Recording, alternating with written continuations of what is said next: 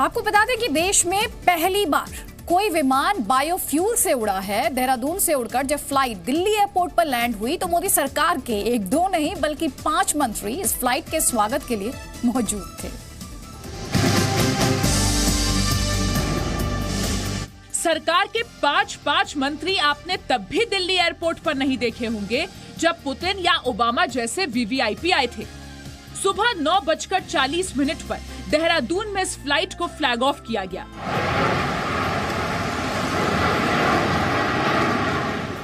और 45 मिनट में Delhi international airport के टर्मिनल 2 पर इसके लैंड करते ही देश में बायोफ्यूल क्रांति का नया दौर शुरू हो गया। देश में पहली बार कोई विमान बायोफ्यूल से उड़ा। इस उड़ान के साथ ही भारत, अमेरिका और ऑस्ट्रेलिया जैसे देशों के क्लब में शामिल हो गया, जो ATF यानी एविएशन टर्बाइन फ्यूल के लिए अरब देशों या ईरान का मुंह नहीं ताका करते। देहरादून से दिल्ली की इस फ्लाइट में 25% बायोफ्यूल और 75% सामान्य ATF था। जेट्रोपा यानी रतनजोत के बीजों से ये biofuel Indian institute of petroleum Dehradun ने बनाया।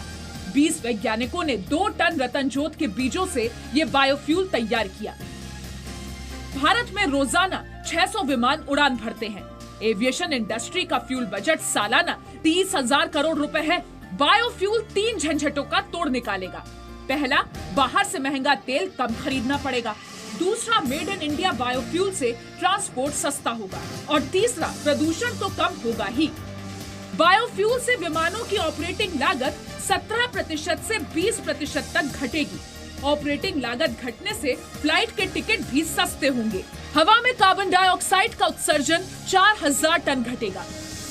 देश की एविएशन इंडस्ट्री में देश की क्लीन एनर्जी, बायोफ्यूल एनर्जी की दुनिया में ये एक बहुत बड़ी उपलब्धि है। पेट्रोलियम मिनिस्ट्री जल्द ही देश के सामने नया बायो ATF पॉलिसी लेके आएगा।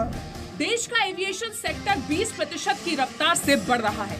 अनुमान है कि 2035 तक भारत की एविएशन इंडस्ट्री दुनिया में सबसे बड़ी होगी। सरकार के इरादों पर यकीन करें तो वो दिन दूर नहीं जब पूरा सिस्टम बायोफ्यूल पर होगा। प्लेन नहीं, ट्रेन, ट्रक और स्कूटर भी। देहरादून से मयंक राय और दिल्ली से प्रकाश प्रियदर्शी के साथ ब्यूरो रिपोर्ट, जी मीडिया।